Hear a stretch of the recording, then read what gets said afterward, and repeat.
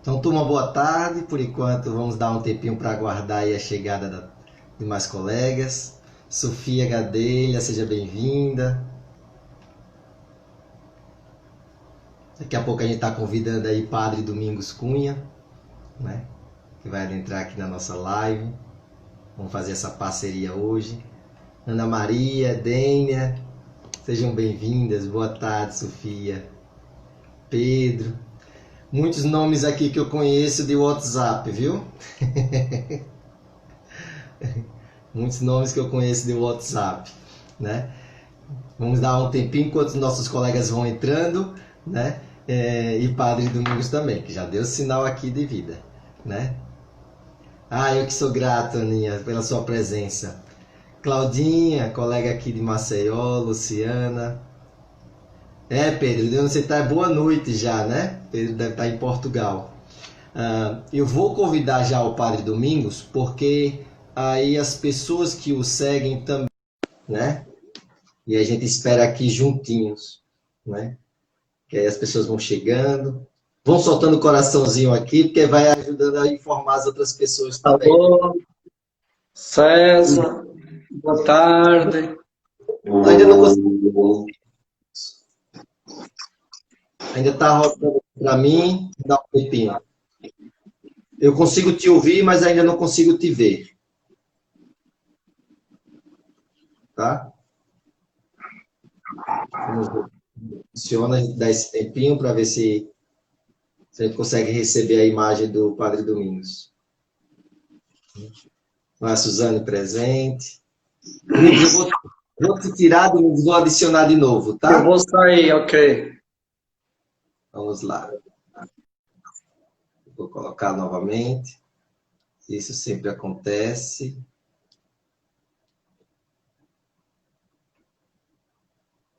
Jaqueline, seja bem-vinda, Jaqueline. Aguardando aqui. Maria Livoneide. Como disse, muitos nomes aqui, é que a gente vai se comunicando, trocando informações via WhatsApp, né? E aí é um prazer tê-los aqui nesse momento também. Juliana, seja bem-vinda.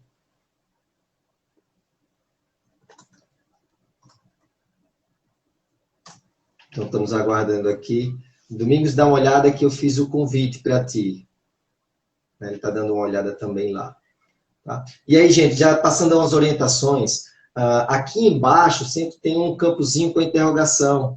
Então, se vocês durante a live tiver alguma pergunta que queira ser respondida lá no final, clica e digita, né? Porque a gente vai receber esta pergunta e a gente vai poder, de repente, dar uma atenção, certo? Porque muitas vezes a gente vai falando aqui e a gente não acompanha as perguntas. E se você colocar nessa caixinha especificamente, chega até a gente aqui, a gente pode dar uma lida, e quem sabe lá a gente tem um tempinho lá no final para responder essas dúvidas, tá bom? Então, concentre as perguntas. Os comentários não, vão deixando aqui com a gente. Mas as perguntas concentra lá. Está mudo? Vocês estão me ouvindo, gente? Fala aí. Vocês conseguem me ouvir? Faz um sinal para poder entender. Eu acho que estão me ouvindo, porque não...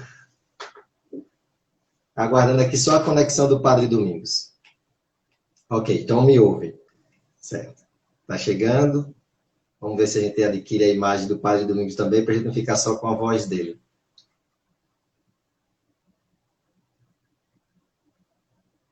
A gente vai falar de uma temática, né? Que a gente observa que está muito presente, sendo manifestada, né? No presente momento, né? Que é instinto. Né? E aí isso vai ser legal. Vocês gostariam de conhecer isso, porque a gente vai falar de uma forma, né? Bem simples e de forma compreensível. Né? Eu acho que o Domingos está com uma certa dificuldade lá de acessar. Alô, Chegou. César, agora estamos, né? Vamos lá ver se dá certo agora, né? Agora eu lhe vejo, lhe ouço muito bem. Aí eu estava batendo um papo aqui com a turma sobre essa temática, né? que é bem interessante e que, assim, a gente vai falar de uma forma que aquelas pessoas até que não conhecem o Enneagrama vai poder desfrutar. A gente vai falar de algo que está além de ambição de ar, né? Quem quiser convide. Quem sabe é uma forma qual a gente tem para que essa pessoa, de repente, adentre aí no mundo do Enneagrama e use, né, essa sabedoria para o conhecimento. Exatamente, né? Muito bem, boa tarde, César, boa tarde, quem já está nos acompanhando. Esse assunto é super importante, né? Podemos dizer que o nosso comportamento em grande escala se explica, sobretudo a partir dos instintos, são eles que acabam controlando inconscientemente o nosso comportamento. E neste momento é muito oportuno para a gente perceber muitas manifestações dessa atuação dos instintos, né? E isto é algo que é anterior ao Enneagrama, a questão dos instintos é independente do Enneagrama, então qualquer pessoa, mesmo que não conheça o Enneagrama, ela vai se perceber aí dentro desse movimento dos instintos. Quando a categoria dos instintos foi incluída na tradição do Enneagrama, isso é relativamente recente, foi na década de 60, pela contribuição de Oscar Ichaço e depois Cláudio Naranjo. Aí isso passou a ampliar a compreensão que os tipos do Enneagrama já nos davam a respeito do comportamento humano, né? Mas os instintos... Mas eu costumo dizer nos cursos, eu pergunto assim, olha, a sua personalidade, o seu tipo de personalidade, você nota que tem uma influência muito grande na sua vida? Tem. Aí eu pergunto, quantos anos tem a sua personalidade? Bom, a nossa personalidade tem mais ou menos a nossa idade, né? Mais mês, menos mês, incluindo aí o tempo da gestação. E os instintos? Quantos anos têm os seus instintos? Têm milhões e milhões e milhões de anos. E acumulam aí a experiência de todas as plantas, de todos os animais e de todos os nossos antepassados. E tem aí no meio muito aprendizado, muito sofrimento, muita dor, muita luta pela sobrevivência, porque os instintos são fundamentalmente garantias de sobrevivência. Eu gosto muito de uma frase que diz: os instintos são a voz dos nossos antepassados sussurrando nos nossos ouvidos segredos de sobrevivência. Então, fundamentalmente é isso. São três energias e eu costumo explicar como cada um de nós, no momento da nossa concepção, quando iniciamos a nossa jornada aqui na Terra, cada um recebeu três maletas. Uma maleta tem as ferramentas para a gente sobreviver fisicamente. Quer dizer, para eu poder sobreviver, para não morrer. Cuidar da minha saúde, da segurança, da proteção, proteger do frio, do calor, não morrer de fome, saber me proteger das ameaças. Isso é uma maleta, chamamos aí instinto autopreservação. A segunda maleta tem as ferramentas para a gente sobreviver em grupo. A gente poder se integrar numa sociedade, num grupo, na humanidade, poder juntar-se para lutar por interesses comuns, porque sozinho ninguém vai dar conta de sobreviver. Então a gente, para sobreviver, precisa do segundo, que é o social. E temos uma terceira maleta, que tem as ferramentas para a gente sobreviver nos relacionamentos um a um, para a gente cuidar de relacionamentos com pessoas que são significativas para nós, com quem a gente estabelece uma relação de maior conexão, de maior cumplicidade. E essas três áreas, fundamentalmente, são as áreas que sustentam a nossa vida, que sustentam a nossa realização como pessoas. São três áreas fundamentais. E todos nós recebemos as três maletas com as ferramentas. E repara, essas ferramentas elas foram construídas, aperfeiçoadas ao longo de milhões e milhões de anos. Nós recebemos assim, de graça, de mão beijada, né? Isso já vem no nosso código genético, lá dos nossos ancestrais, e o problema é que lá na infância a gente distorceu isso. O que é que aconteceu? De repente, a criança foi brincar com uma das maletas e se machucou. E aí ela disse, eu não quero mais brincar com isso, porque eu não sei brincar com isso. Doeu, eu me machuquei, eu não quero mais brincar. E então nós passamos a reprimir um instinto, chamamos reprimido ou menos desenvolvido. E a gente vai seguir pela vida como se não existisse isso, como se essa área da nossa vida não fosse importante. A gente até cria a ilusão de que não precisa disso, podemos sobreviver sem isso. E aí o que é que acontece? Nós bloqueamos a energia do instinto, como os três instintos formam um sistema, o que é que acontece? Se eu bloqueei a energia de um, a energia vai para outro. E então nós vamos ter um instinto que nós vamos exagerar. E vamos chamar instinto dominante. Exagerado. Passa a ter uma porção de energia além do normal. Um outro exemplo que poderíamos dar é como se os instintos fossem 3 canais, 3 bicas de água, que trazem água da fonte do Criador até nós. Só que a gente recebeu as 3 bicas funcionando direitinho, as 3 trazem água. Só que uma delas bloqueou, ficou obstruída. O que é que significa? A água que vinha por aqui vai procurar outra bica. E nesta bica passa a vir muito mais água do que o normal. O que é que acontece?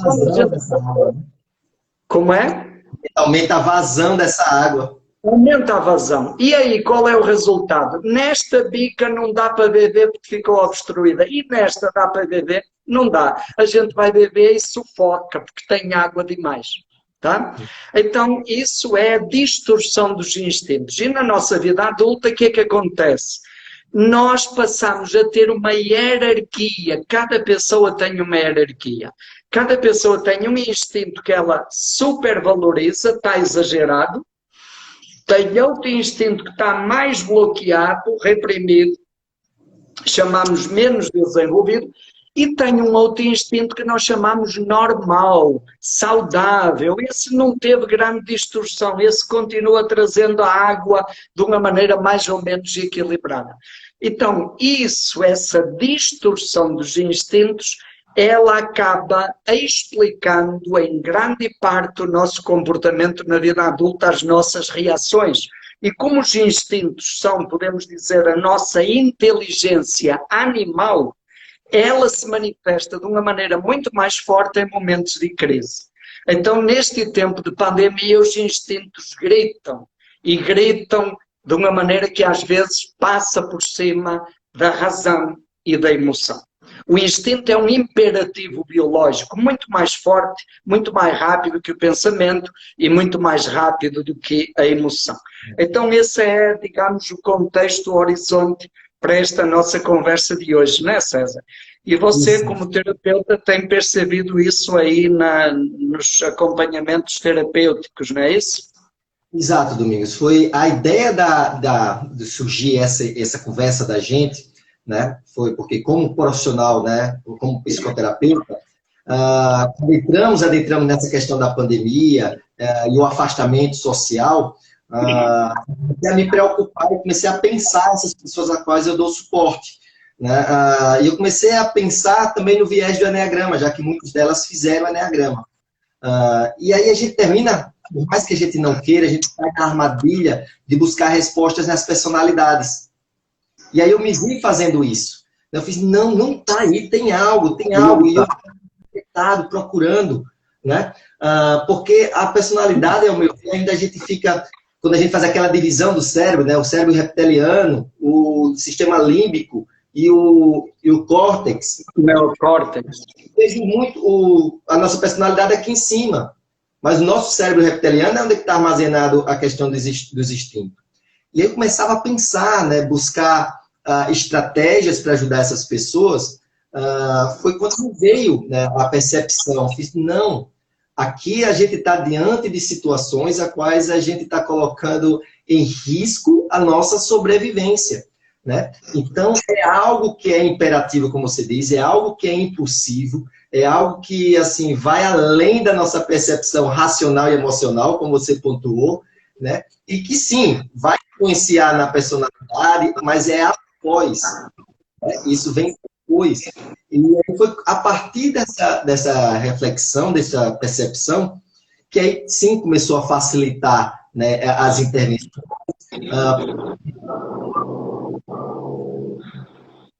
Da hierarquia, né, começava a trazer uma preocupação diferenciada, algumas, claro, tipo de instinto, né, outro instinto, e nessa hierarquia a gente começou a pensar, aí foi que as coisas começaram a funcionar. Porque a gente começou a trazer consciência para aquilo, como você pontuou, o que é de mais inconsciente na gente, o que é mais de mecânico em nós. É instinto.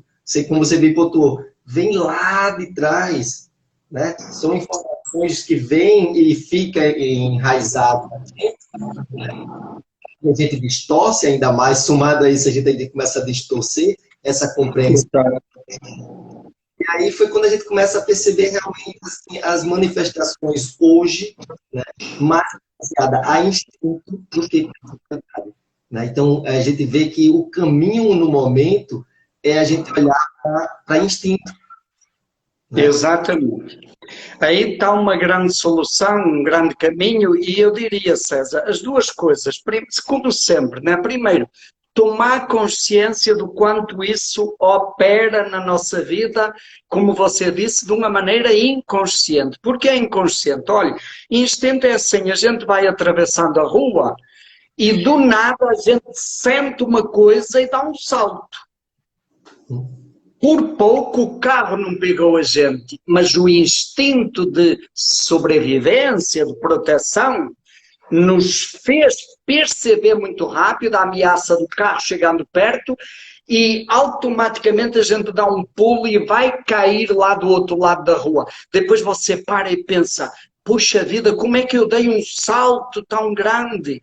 Não sabe. E se você fosse pensar, não conseguiria saltar esse tanto. O instinto é isso, é uma força muito maior, que atropela a razão e que atropela a emoção. Né? Nós, pelo instinto, sei lá, de sobrevivência, somos capazes de atropelar pessoas. Acontece tantas vezes isso no meio de uma confusão, né? Mas é porque a pessoa é ruim? Não, é uma pessoa boa, que até tem amor pelos outros e tem valores. Mas o instinto de sobrevivência é animal, como você disse, está no cérebro réptil. Quer dizer, nós, dominados pelos instintos, funcionamos do mesmo jeito que funciona o jacaré, ou a cobra, quando se sente ameaçada, é igual. Tem aí forças muito grandes de defesa e de ataque, né? Os instintos têm a ver com isso. E se não tivéssemos isso, não estaríamos aqui hoje, né? Os seres vivos não teriam sobrevivido, nem as plantas, nem os animais, nem nós. Por isso que dizemos são sabedorias, segredos de sobrevivência. E então, César, eu fiquei pensando o que é que a gente poderia ver e acho que você vai pontuando também aí a partir do que tem percebido na terapia. Por exemplo, uma pessoa que tenha o instinto autopreservação dominante. Dominante quer dizer exagerado. O normal seria eu cuidar da minha vida, da minha saúde, da minha segurança, da alimentação, da atividade física, do conforto, do repouso, quando isso é necessário, na medida necessária. Isso é, digamos, de bom senso.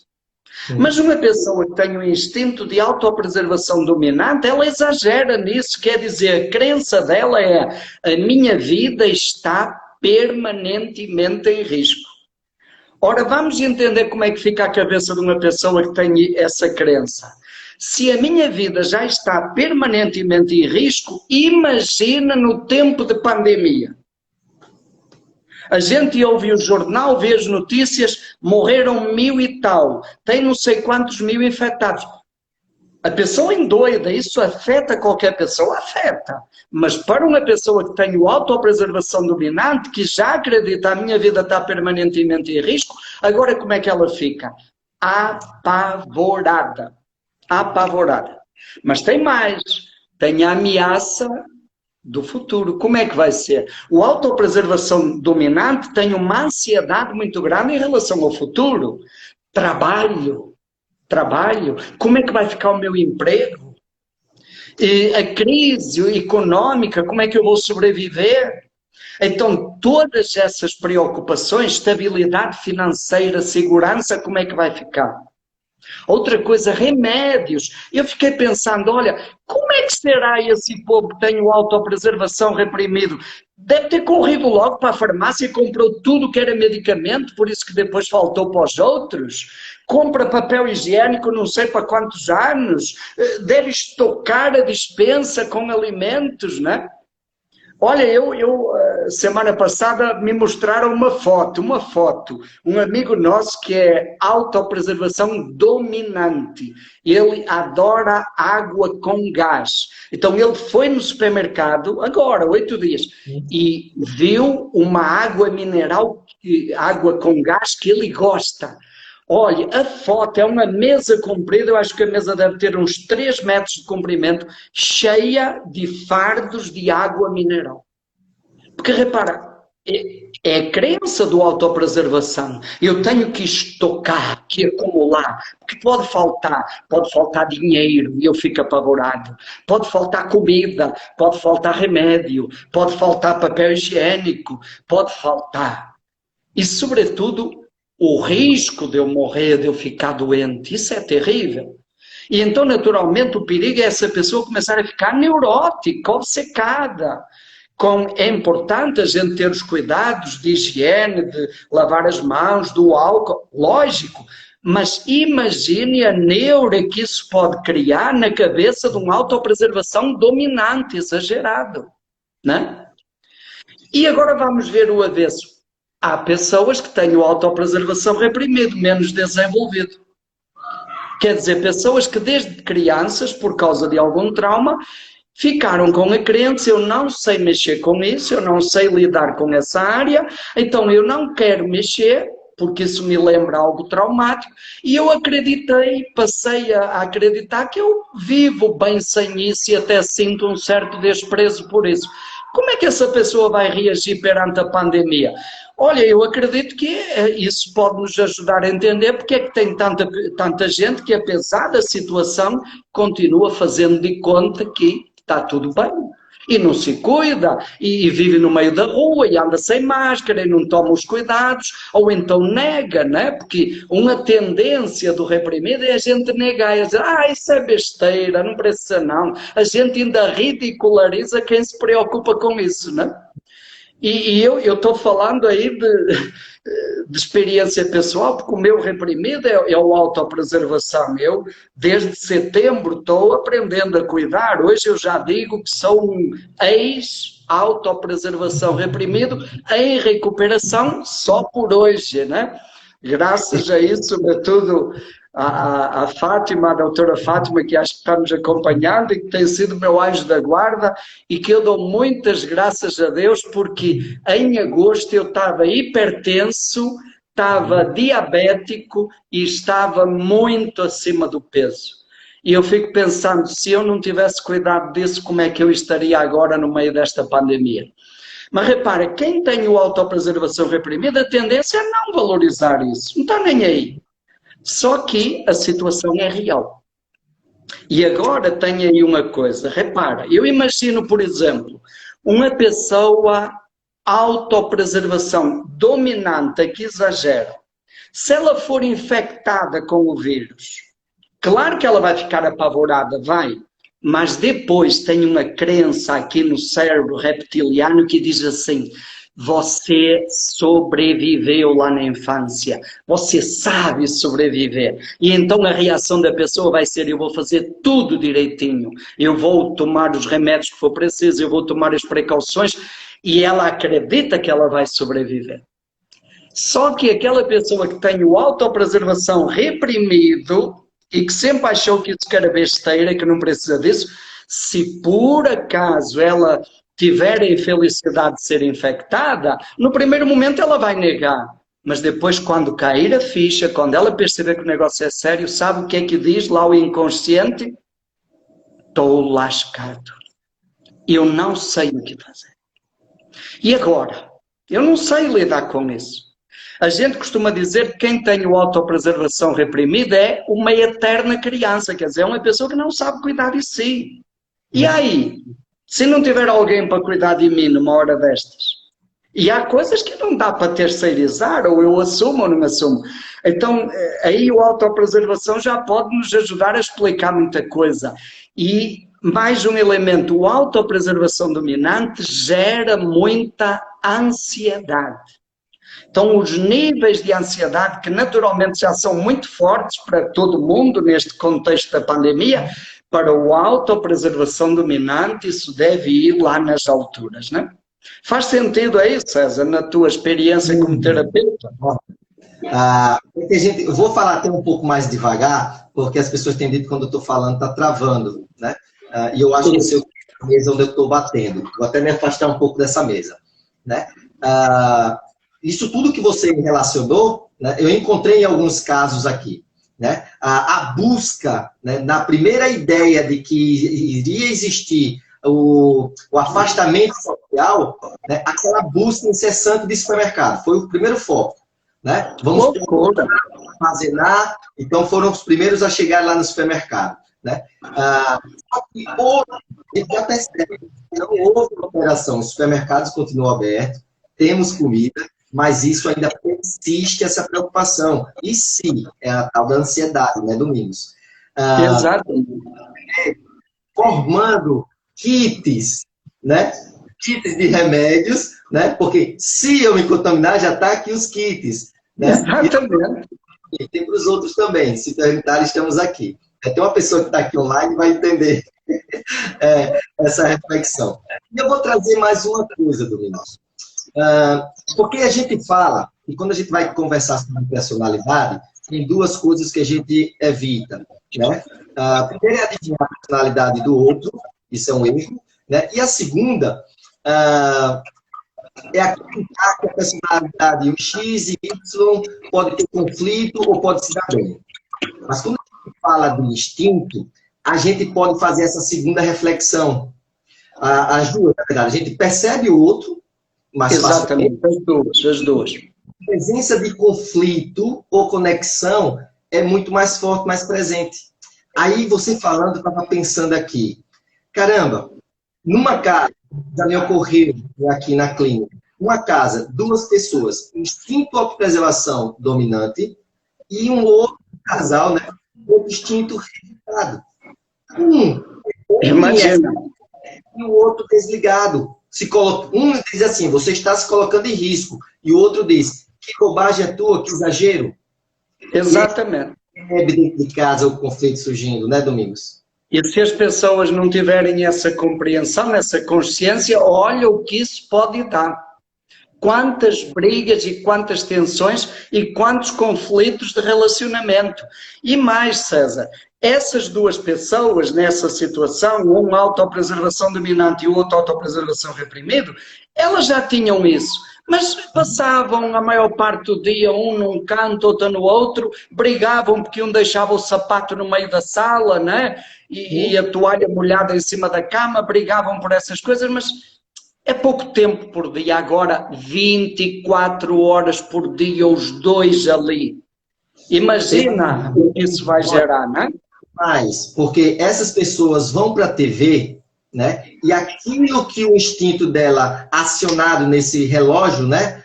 Relógio biológico que é acionado, né? Muitas coisas terminam se confirmando para ela. Tá vendo? Exatamente. Tá vendo que tá faltando comida, não é?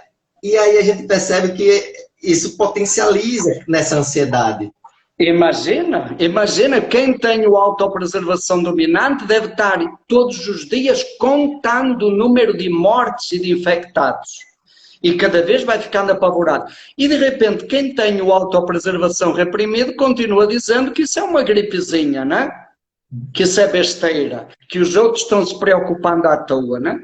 Então é importante nós vermos, e isso, gente, não tem a ver com amor ou falta de amor, não tem a ver com esses códigos, e são muito ancestrais, são muito inconscientes, muito animais. Se a gente não tomar consciência, isso controla a nossa vida, e isso é capaz de interferir num relacionamento, seja de amizade ou seja de um relacionamento afetivo, né? E até destrui, né? E aí eu percebo também que o que tem mais incomodado a esse público, né, os que têm o instinto de autopreservação dominante, é muito mais o fator financeiro, esse é o ponto principal, né, que está, meu emprego, a renda tá, as economias estão cessando, estão acabando, né, e o outro ponto que você trouxe também, que é a falta de controle, a incerteza. A incerteza do futuro. Quando vai voltar a trabalhar, quando vai... Eu me lembro de uma pessoa, que se não é um familiar meu, que quando começou a crise em Portugal, me ligou e disse, a gente vai morrer de fome.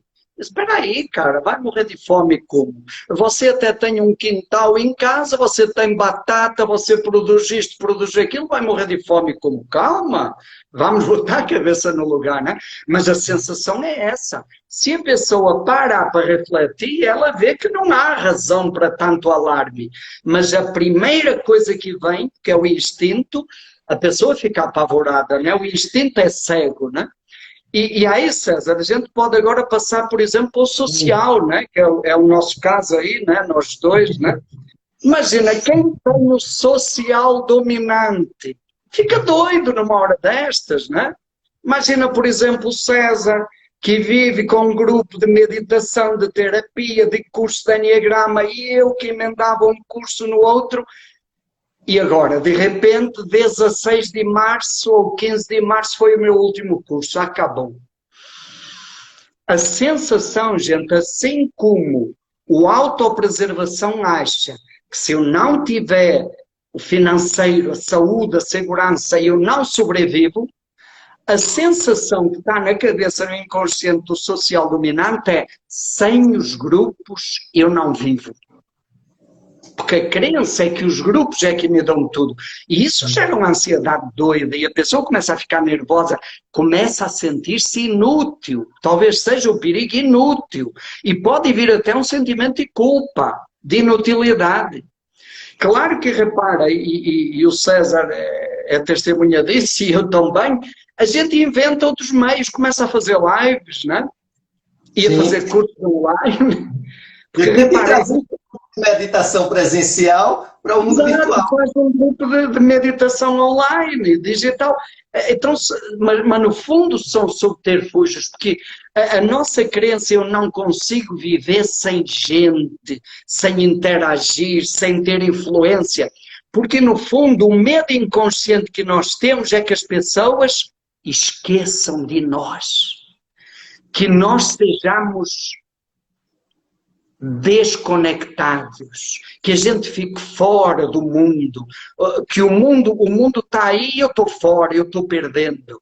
Então isso gera angústia, gera ansiedade para os sociais, porque a crença é sem os grupos eu não vivo. Agora, por outro lado, quem tem o social reprimido, tá? Quem tem o social reprimido, no primeiro momento até achou bom, né? Imagina uma pessoa que profissionalmente tem que ter reunião todo dia no trabalho dela, tem que coordenar uma equipe, tem que interagir. Ela deve ter sentido um alívio enorme quando disse agora vai trabalhar em casa. Graças a Deus, porque é que não inventaram isso antes, né? O social reprimido no primeiro momento vai achar bem, mas agora ele tem que estar em casa. E de repente tem a família que eu encontrava algumas horas por dia e às vezes quando chegava em casa as crianças já estavam dormindo e quando saía de casa as crianças ainda estavam dormindo e agora de repente está lá e tem as crianças fazendo barulho o dia inteiro e tem que resolver coisas, tem que interagir e tem que coordenar a vida da família. Não se livra do social, né? E aí o convívio que fica mais acentuado agora em casa e que tem que administrar isso, tem que de certa maneira gestar isso, gerir isso aí, liderar isso, Aí é terrível. Não dá para eu me isolar. Eu me isolo da sociedade, mas eu não consigo me isolar da família, do núcleo familiar, que acaba sendo um grupo social, né? Então isso pode trazer uma angústia, né? E diz. E aí, a gente tem muita atenção, talvez porque a gente associou, né, a palavra de isolamento, afastamento social. Então, hoje a gente ouve muito, né, a preocupação da mídia, a preocupação dos terapeutas, muito voltada a essa questão social. Mas a gente viu que tem a questão da autopreservação que tem tanto quanto, né? Com certeza. E aí, olha, Domingos, em relação aos sociais reprimidos, né, para somar um pouquinho, aí esses vão para casa fazer home office. E aí começa a fazer as reuniões via Zoom. Esse é o primeiro a pegar a câmerazinha, apagar, né? Acho ótimo. Né? E aí não socializa. Mas a gente começou a se conectar, como você falou, né, a esse novo ambiente social. Exato. Né? A qual a gente, de repente, começa a observar que lá fora é até mais confortável para o social reprimido. Lá ele até administrava. Exatamente. Olha, eu ouvi há poucos dias o depoimento de uma pessoa que me disse assim, eu tenho um colega de trabalho que ele não precisaria ir trabalhar lá no local físico, tem permissão para fazer o trabalho em casa, mas ele prefere ir para o trabalho, sabe porquê? Para se livrar da família. Porque ele não aguenta ficar o dia inteiro em casa. Entende? Porque o social não quer dizer se eu estou no mundo ou não, quer dizer se eu estou interagindo. Se eu me uno com pessoas que têm os mesmos interesses. Instinto social é isso. Às vezes a gente confunde instinto social com sociabilidade. São coisas diferentes. Uma coisa é eu chegar num lugar e fazer amizade com todo mundo e conversar e isso é sociabilidade. E instinto social é eu chegar num lugar, eu me conectar com um grupo, eu fazer a leitura do grupo, eu influenciar o grupo, descobrir qual é o meu lugar dentro do grupo, interagir, costurar alianças, influenciar, liderar. Isso é o instinto social, não é? Então eu às vezes eu posso estar lá no grupo, até tem 10 pessoas na minha sala, mas eu estou com o meu instinto social reprimido, protegido, porque eu não preciso interagir. Ao passo que se eu estivesse em casa lidando com a esposa, com os filhos, com o marido, eu ia ter que liderar, eu ia ter que interagir, eu ia ter que me integrar naquele sistema. E então são sutilezas aí no social reprimido, né? E o dominante está ansioso para voltar aos grupos, né? Para voltar a... E quer ver outra coisa, César, que eu tenho visto às vezes? O tanto de festas clandestinas que estão organizando por aí, né? O social não aguenta, né? Não pode sair e tal. Eu até sei que não pode, mas o instinto fala mais alto, então tem que inventar umas saídas, né? Ou seja, pelos grupos online, ou seja, mesmo fazendo festinhas clandestinas ou programações para encontrar com pessoas, mesmo sabendo do perigo disso, né? Isso mostra que é difícil. É uma dessas instituições que fazem, que avaliam justamente a questão do índice, do número alto, né, de pessoas infectadas ou não, e faz essa comparação. Repare, agora recente, a gente teve uma alta aqui em Maceió. Essas pessoas associaram ao Dia da Mãe. Então, exato. Mãe, então, pessoa do instinto social dominante vai buscar, não, vamos, a gente traz aí... Vai juntar a família, eu não vou ficar fora, né? E aí a gente já pode entrar no sexual, né? Essa coisa que você trouxe da mãe, a ligação com a mãe, né? Olha, eu vejo assim, quem tem o sexual dominante, para quem não está muito acostumado com esta linguagem, quando a gente fala em instinto sexual, não estamos falando de relação sexual, de relações de prática sexual. Instinto sexual quer dizer afinidade, conexão, atração, aquela fusão que pode haver, por exemplo, entre 3 irmãos. Tem um irmão com quem eu sinto uma conexão mais forte. Não quer dizer que eu tenha relações com ele. A mãe com um dos filhos. Então é essa conexão, que é instintiva, né? É um sentimento de conexão, de fusão, é sensação. Ora, quem tem o sexual dominante, qual é a crença? Sem aquela pessoa eu não vivo. Eu não consigo viver sem aquela pessoa. Podem ser várias, mas com cada uma é uma conexão. Quer dizer, eu absolutizo aquela pessoa é tudo para mim. A minha felicidade vem daquela pessoa. Assim como para o social vem dos grupos, para o sexual vem daquela pessoa. Fulano, fulana, é o oceano da minha felicidade. E agora vamos supor, essa pessoa que é tudo para mim mora na mesma casa. Pense numa coisa boa, não é? Ótimo! Porque eu agora posso estar 24 horas por dia com essa pessoa. Que bom! Eu vou me dedicar e eu vou sugar tudo dessa pessoa. E é interessante que deve ser uma boa experiência para os sexuais dominantes, e eles vão chegar à conclusão que mesmo estando 24 horas por dia com aquela pessoa, eles não vão ficar satisfeitos. Ainda vão sentir que não é suficiente. Mas eu coloco outra situação. A pessoa com quem eu tenho essa conexão forte não mora na mesma casa. E agora imagina o drama. E, sobretudo, deve vir aí, além da ausência, que nunca vai ser suprida só pelo contato do WhatsApp ou de outros meios da internet. Não vai, né? Porque o sexual gosta de presença física, de toque, né? De abraço, de beijo. Não tem isso. Isso já é terrível, mas tem algo mais. A preocupação com o outro, medo que o outro seja infectado, medo que o outro fique doente, e outro medo, outra neura, medo que o outro esqueça de mim, porque eu não estou lá todo dia perto, medo de eu sobrar, medo do outro de repente durante este tempo da pandemia se encantar por outra pessoa. Então isso gera uma ansiedade doida no sexual dominante. E agora eu pergunto assim, e quem tem o sexual reprimido? Que tem dificuldade de olhar no olho, que tem dificuldade de relações de maior proximidade, de maior intimidade. Bom, se a pessoa tem o sexual reprimido, ela arrumou bem o tempo dela antes da pandemia, passava o dia fora de casa, no final de semana arrumava outras coisas, para não ter contato com as pessoas mais próximas. E agora? Agora, por falta de opção, como diz uma pessoa amiga, ela é forçada a estar ali, junto. E tem que interagir, e isso incomoda. Porque a sensação de sexual reprimido é, eu não sei lidar com isso, eu não sei lidar com proximidade, eu não sei olhar no olho, eu não sei. A sensação é que o outro me invade o tempo todo. E isso pode gerar tensão de novo no conflito, no relacionamento.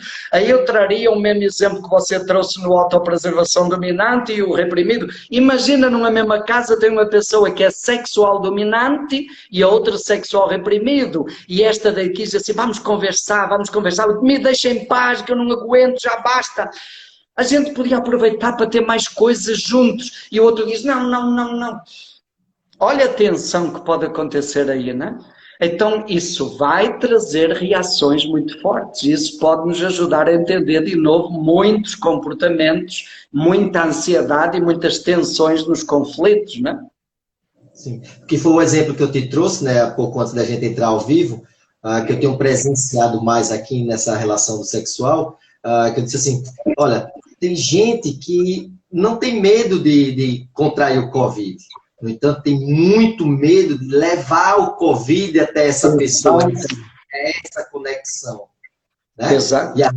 E aí entra nessa neurose, né? nessa ansiedade excessiva. Né? Exato. E eu estava ouvindo, no outro dia nós estávamos fazendo um trabalho, um encontro online com os jovens do PQV, do projeto Para Que Viver, aqui de Fortaleza, e dois jovens que são namorados estavam participando da partilha, e o rapaz sexual dominante disse assim, a minha namorada, fulana de tal, que está aqui e que trabalha na área da saúde e que está aí na linha de frente, e eu não está preocupado comigo, lógico, ela é autopreservação reprimida, né? Eu estou preocupado com ela. E então, para a minha angústia era eu não poder cuidar dela. E sabe o que é que eu fiz? Eu me mudei para o apartamento dela, porque ela mora sozinha e eu preciso ir lá para cuidar dela. Olha a neura, né? Porque a sensação é eu tenho que cuidar dela. Ele não se preocupa com ele, mas se preocupa em cuidar dela, né? Então, como isso pode ter desdobramentos, né? Exato. E aí, Domingos, estou preocupado aqui com o tempo, temos tempo, 15 minutos. Exato, exato, é bom.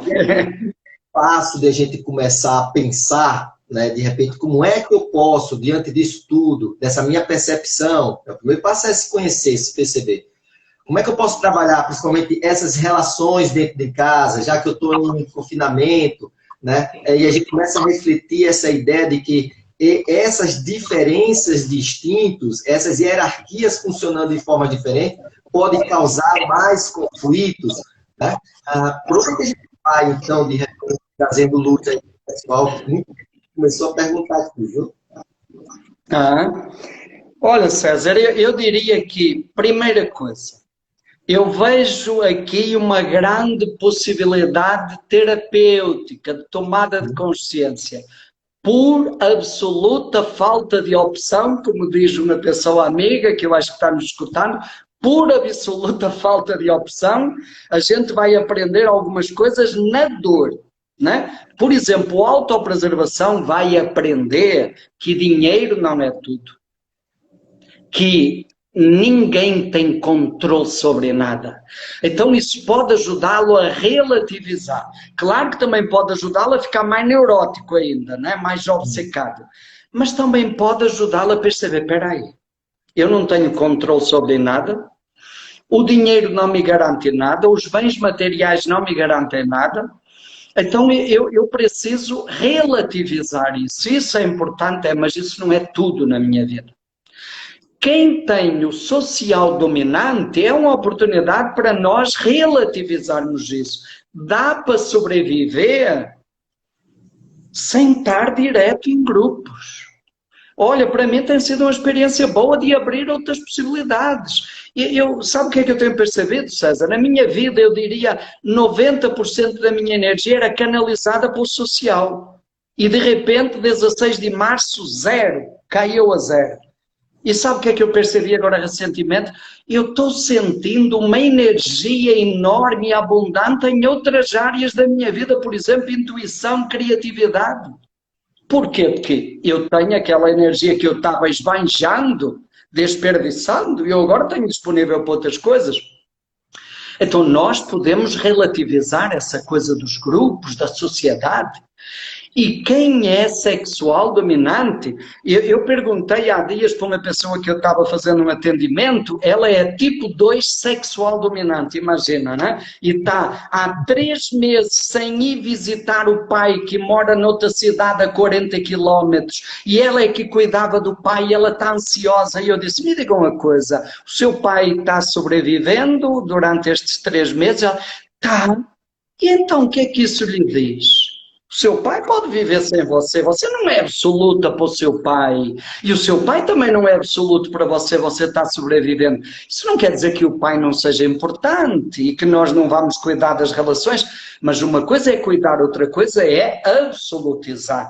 Nós podemos aprender a ver, aprender que podemos viver sem absolutizar a autopreservação, podemos sobreviver sem absolutizar o social e podemos sobreviver sem absolutizar o 1 a 1. Eu diria que isso é o primeiro aprendizado. E o segundo, César, e era a pista assim que eu gostaria de deixar, porque é uma janela que, como você sabe, nós temos trabalhado isso no IES, né? E me parece que é uma janela nova que está se abrindo em termos de trabalho com instintos. Normalmente nós focamos muito no dominante e realmente é preciso diminuir o dominante, relativizar, porque ele está exagerado. Muitas vezes nós focamos no reprimido, porque realmente ele está abandonado, descuidado, e a gente precisa dar atenção, cuidar. Não são tarefas fáceis, nenhuma nem outra.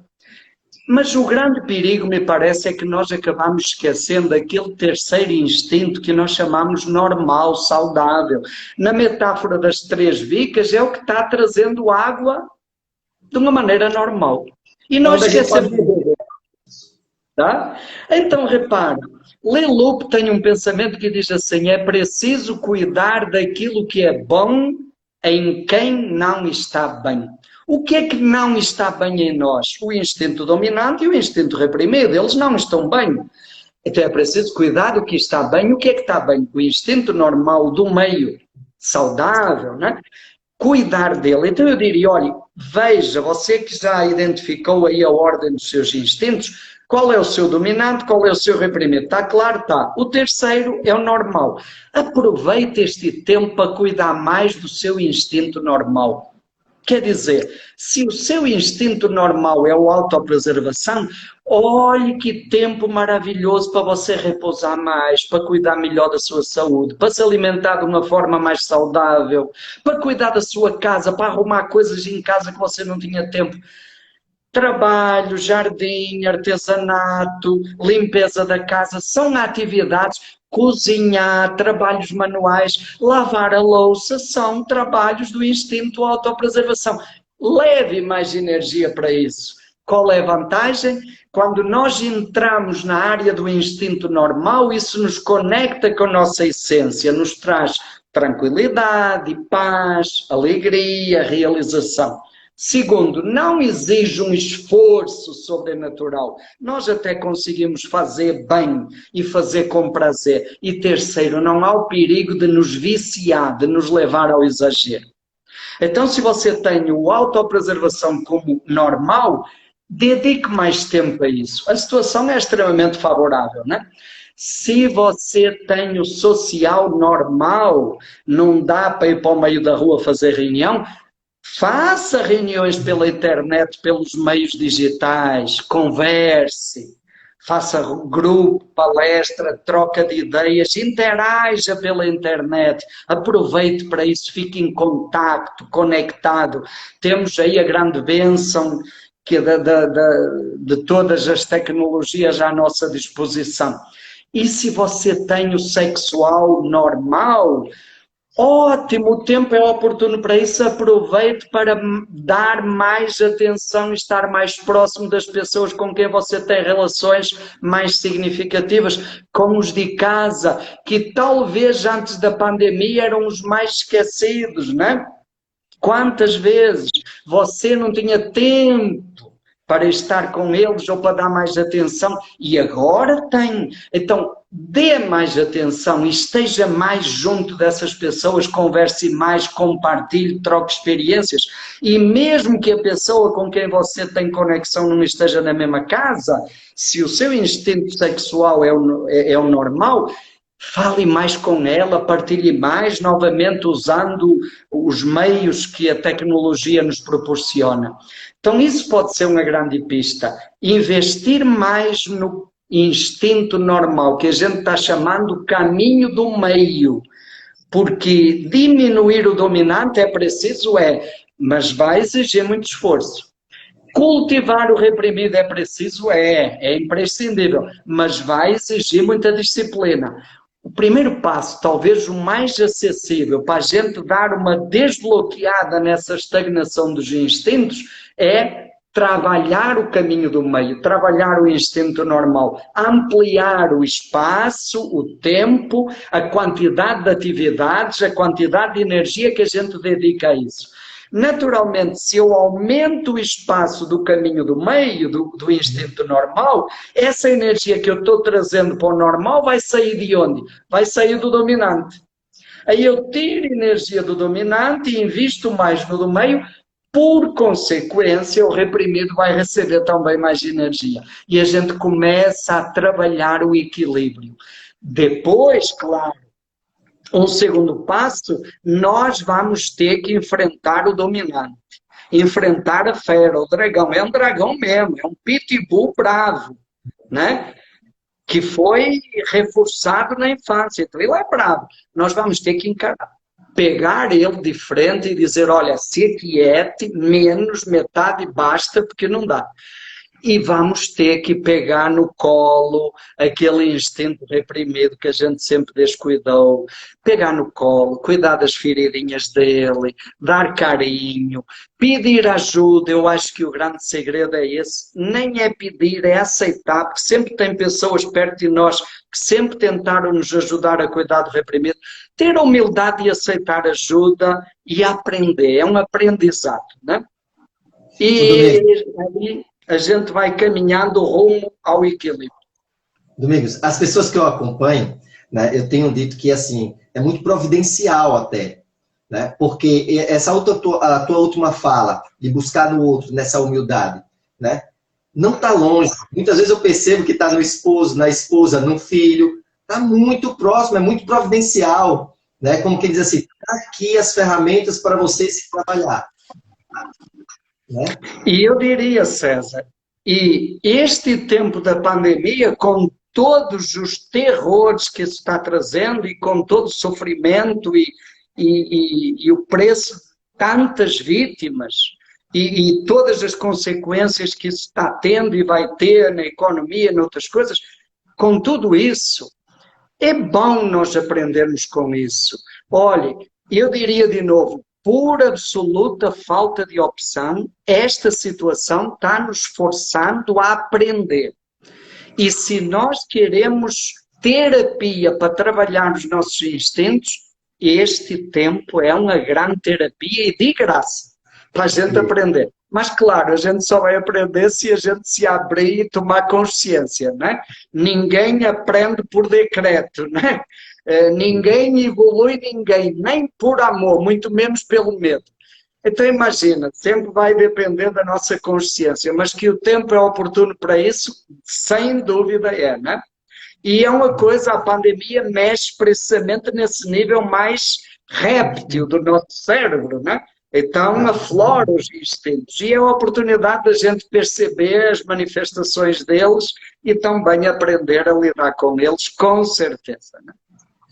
Domingos, estamos nos nossos 3 minutos finais, né? Muito bom. E aí, eu queria te agradecer, né, pela sua tua participação e eu dizer que essa live não foi uma aula, né? Eu acredito que essa aula foi terapêutica, né? Repara como a gente iniciou. A gente vai falar de um assunto que é abordado no Eneagrama, mas a gente quase não falou o nome Eneagrama. Exato. Né? Não precisa. Porque foi uma oportunidade, né, através da tua fala, que a gente teve de se olhar, de se perceber, né? Perceber o contexto atual, como você finaliza aí, falando que estamos numa terapia, a pandemia está nos levando a uma terapia, está nos levando a um processo de autoconhecimento, né? Então, te agradeço de coração, porque aprendi muito, vou levar para os pacientes, vou levar para mim, né? E acredito que ajudou muito aí as pessoas que participaram dessa live a levar esse caminho do autoconhecimento, se perceber. Muito bem, César. Eu fico muito feliz. Para mim, social, né, é uma oportunidade de satisfazer minimamente esse instinto e de contribuir, né, de contribuir e continuar colaborando. Para mim também é uma oportunidade de refletir, de sistematizar e tomar consciência daquilo que também está acontecendo comigo e do aprendizado que eu estou fazendo. Então foi muito bom. Eu queria aproveitar para falar um pouquinho.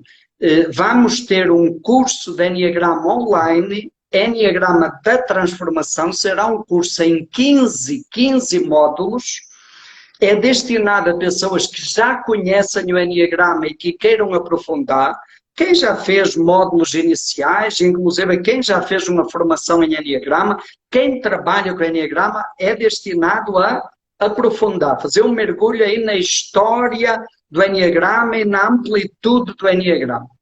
Por exemplo, sobre instintos, nós teremos 3 módulos. Dos 15 módulos, 3 serão sobre instintos e subtipos. Vamos trabalhar o símbolo, as paixões, as virtudes, as ideias sagradas, como lidar com as sombras, por aí, né? Então, quem tiver interesse pode entrar na plataforma Escola Digital IES.elore.com.br e aí tem todas as informações, tá bom?